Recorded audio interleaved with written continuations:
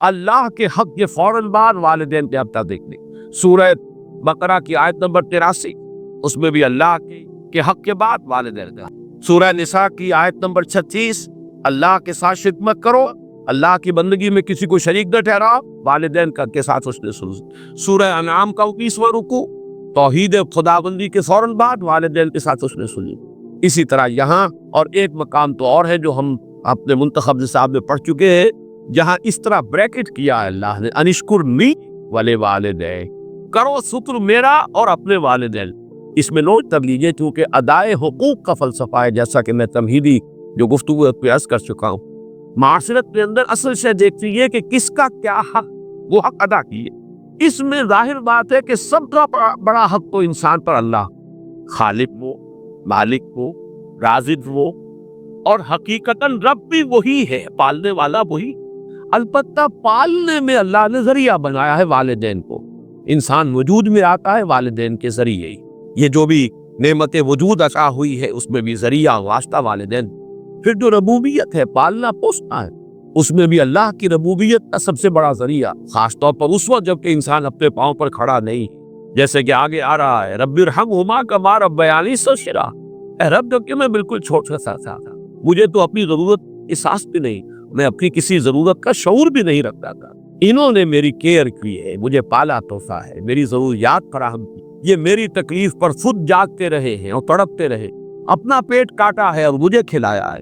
یہ سارا کام جو انہوں نے میرے ساتھ کیا، پروردگار ان کے احسانات کا بدلہ میں نہیں چکا سا، خود ہی سے درخواست کر رہا ہوں رب ارحمہما کما ربیانی صغیرا. تو معلوم ہوا کہ یہ در حقیقت اسلامی تمدن اور اسلامی معاشرت کا اصول کہ حقوق میں اللہ کے حق کے فوراً بعد بلکہ متصلاً بعد بریکٹ اللہ کے حق کے ساتھ والدین کا حق. یہاں یہ ذرا ایک فرق جو ہے وہ نوٹ کر لیتے ہیں. جہاں بات آئے گی اطاعت کی، اطاعت اللہ کے بعد رسول، والدین کی نہیں. والدین کی اطاعت تو مشروط ہو، لیکن اللہ کی اطاعت کے ساتھ بریکٹ اطاعت اطیعوا اللہ اطیعوا الرسول. سورہ تغابن میں بھی اب پڑھ فَإِن تَوَلَّيْتُمْ فَإِنَّمَا عَلَىٰ رَسُولِنَا الْبَلَاغُ الْمُبِينُ. اطاعت میں اللہ کے بعد فوراً اللہ کے رسول، محبت میں اللہ کے فوراً بعد اللہ کا رسول. قُلْ إِن كَانَ آبَاؤُكُمْ وَأَبْنَاؤُكُمْ وَإِخْوَانُكُمْ وَأَزْوَاجُكُمْ وَعَشِيرَتُكُمْ وَأَمْوَالٌ اقْتَرَفْتُمُوهَا وَتِجَارَةٌ تَخْشَوْنَ كَسَادَهَا وَمَسَاكِنُ تَرْضَوْنَهَا أَحَبَّ إِلَيْكُم مِّنَ اللَّهِ وَرَسُولِهِ وَجِهَادٍ فِي سَبِيلِهِ. تو گویا کہ اطاعت اللہ کے فوراً بعد اللہ کا رسول صلی اللہ علیہ وسلم، محبت میں بھی اللہ کے فوراً بعد اللہ کا رسول صلی اللہ علیہ وسلم. لیکن ادائے حقوق شکر اس میں اللہ کے فوراً بعد والدین. معلوم ہوا کہ ہر چیز کا اپنا ایک تقاضا ہے، ہر مضمون میں اپنی ایک ترتیب علیحدہ ہو جائے گا. جہاں بات ارکان اسلام کی ہوئی، ارکان اسلام میں کلمہ شہادت کے فوراً بعد نماز کا ذکر آئے، لیکن جہاں حقیقت ایمان کا تذکرہ ہوگا، ایمان کے فوراً بعد جہاد کا ذکر آئے. ہر شے میں اپنے مضمون کے اعتبار سے ترتیب ہے وہ بدل جائے گا. تو یہاں نوٹ کیجئے وَقَضَىٰ رَبُّكَ أَلَّا تَعْبُدُوا إِلَّا إِيَّاهُ وَبِالْوَالِدَيْنِ إِحْسَانًا. اب یہاں خاص طور پر جو نوٹ کرنے کی بات ہے وہ یہ ہے کہ در حقیقت یہ بھی معاشرتی استحکام اور خاص طور پر خاندان کے ادارے کے استحکام کے لیے بہت بنیادی ہلا ہے. میں عرض کر چکا ہوں جب سورہ تحریم کے تمہیدی مضامین ہم بیان ہو رہے تھے، ان پر غور کر رہے تھے کہ خاندان کے ادارے کا استحکام کا ایک تو مرد کی سربراہی، الرجال قوامون علی النساء، یہ ایک مثبت حکم ہے، مثبت ہدایت ہے. اس لیے کہ اگر برابر کے دو سربراہ ہو جائیں گے تو وہاں فساد ہوگا، بدنظمی. مرد کی قوامیت، اس کی سربراہ، اس کی حاکمیت. نمبر 2 والدین کے حسن سلوک. یہ جو تصور آج کی دنیا میں ہو چکا ہے، جو خاندانی نظام کی چولیں ڈھیلی ہوئی ہو، اس کا اثر یہ کہ والدین بھی اولاد کو اپنی لائبلٹی سمجھ، اور پھر اولاد بھی والدین کو اپنی لائبلٹی سمجھتے، بلکہ یہ کہ ایک طرح کا بوجھ. خاص طور پر والدین بوڑھے ہو گئے، اب ان کی دیکھ بھال ہے، ان کی ضرورتیں پوری کرنی ہے، ان کے لیے ادب نہیں ہے، ان سے محبت نہیں رہی مغربی معاشرے کے اندر. اس کے خاندان کے نظام میں اس طرح اس کی چولیں جو ہے ڈھیلی ہو چکی. اولڈ ہاؤسز بنا دیجئے، اب وہاں پر ان کو ڈال دیجئے. اب ہمارے معمولات میں خامخواہ خلل پڑتا تھا، ہماری پرائیویسی میں خامخواہ یہ دخیل ہوتے تھے. یہ جو کیفیت ہو چکی ہے در حقیقت یہ بھی گویا کہ اس معاشرے کے فساد اور اس تمدن کی جڑ کاٹ.